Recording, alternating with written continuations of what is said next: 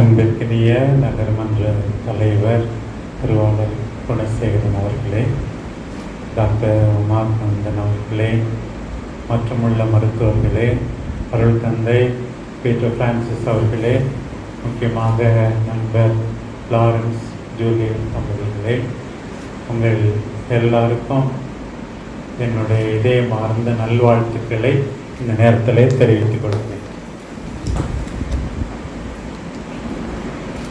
நான் அடிக்கடி போகின்ற இடங்கள் எல்லாம் சொல்வேன், பாரதி படித்தவர்கள் என்பதற்கு என்ன அடையாளம் என்று சொல்வதை, ஒரு பக்கம் சிறுமை கண்டு பொங்க வேண்டும், அநீதி எங்கேயுமே நடக்கக்கூடாது. 2 குழந்தைகள் இருக்கிறார்கள், 4 சாக்லேட் இருந்தால் ஒரு பிள்ளைக்கு 3 சாக்லேட் கொடுத்தா இன்னொரு பிள்ளை இட் இஸ் நாட் ஃபேர், உடனே இது சரி கிடையாது அப்படின்னு சொல்றதை நம்ம பார்க்கணும். சமுதாயத்தில் நிறைய அநீதிகள் இருக்கின்றன. அதையெல்லாம் களைய பாடுபட்டால்தான் ஒரு பக்கம் நம்பிக்கையாளர்கள், இன்னொரு பக்கம் உண்மையாகவே படித்தவர்கள் என்ற அடையாளம். சிறுமை கண்டு பொங்க வேண்டும்.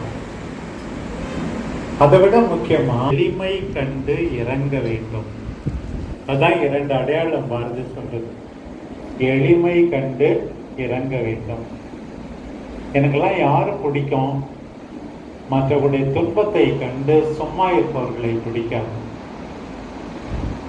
மற்றவருடைய கஷ்டத்தை பார்க்கின்றவர்கள், வேதனையை பார்க்கின்றவர்கள், அழுகுதலை கேட்பவர்கள், அதை தீர்க்க ஏதாவது நல்லது செய்பவர்கள், இவர்கள்தான் உண்மையாகவே நல்ல மனிதர்கள் என்று சொல்ல வேண்டும்.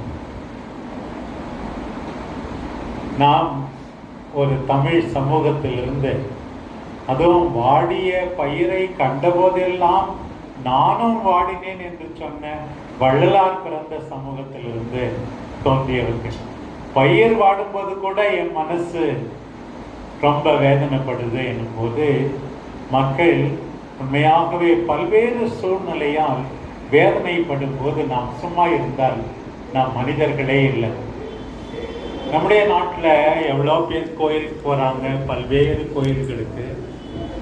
அந்த கோயிலுக்கு போறதனுடைய வெளிப்பாடு என்னவென்றால், உண்மையாகவே இரக்க உணர்வால் நெஞ்சம் நிறைந்திருப்பது.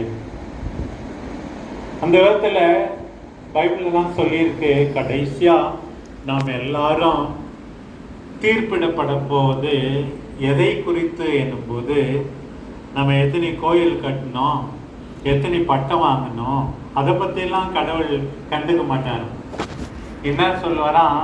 நான் பசியாய் இருந்தேன், நீங்கள் உண்ண கொடுத்தீர்கள், நான் தாகமாய் இருந்தேன், எனக்கு குடிக்க கொடுத்தீர்கள், ஆடையின்றி இருந்தேன், என்னை உடுத்தினீர்கள்.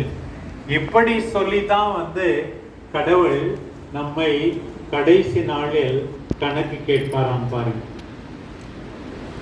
ஒரு மனிதன் எந்த அளவுக்கு நல்லவன் என்பது எதை வைத்து சொல்லப்பட வேண்டும்?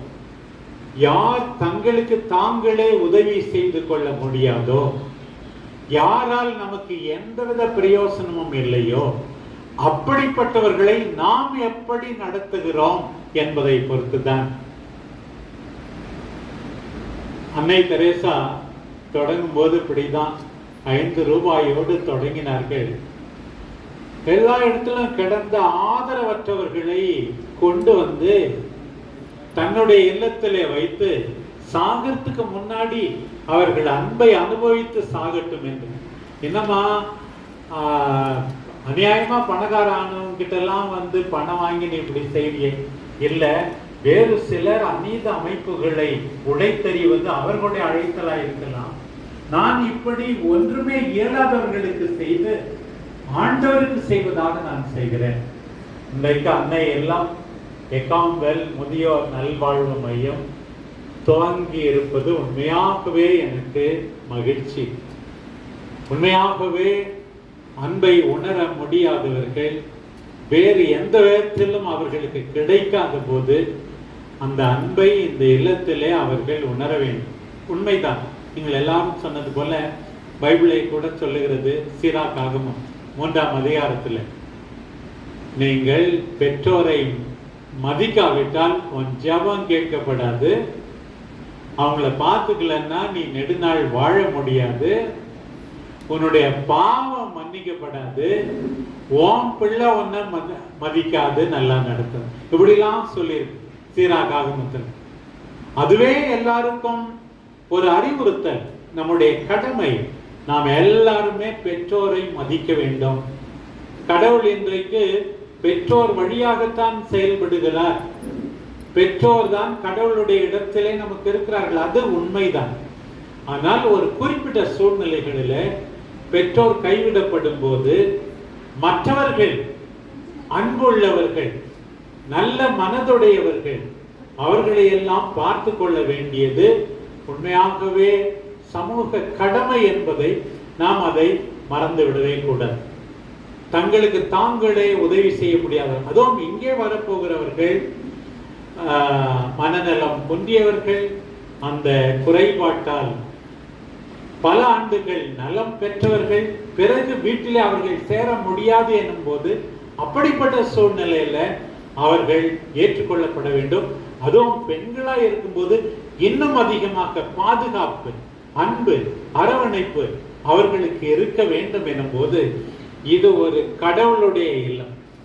அண்மையில நான் சொன்னேன், க்ளூனி சகோதரிகளிடம் அவர்களுடைய ஜூபிலி விழாவிலே நான் பேசும்போது, எத்தனையோ பள்ளிக்கூடங்களை எல்லாம் நடத்துகின்றீர்கள், பணக்கார பிள்ளைகள் எல்லாம் படிக்கிறார்கள், இன்னைக்கு உங்களுடைய நிறுவனர் அந்த ஆன்மரியல் ஜாவே அம்மா வந்தால், இங்கே வந்தால் இந்த அன்பு இல்லத்தில் தான் அவர்கள் தங்குவார்கள், வேறு எந்த பள்ளிக்கும் போக மாட்டார்கள் என்று நான் சொன்னேன்.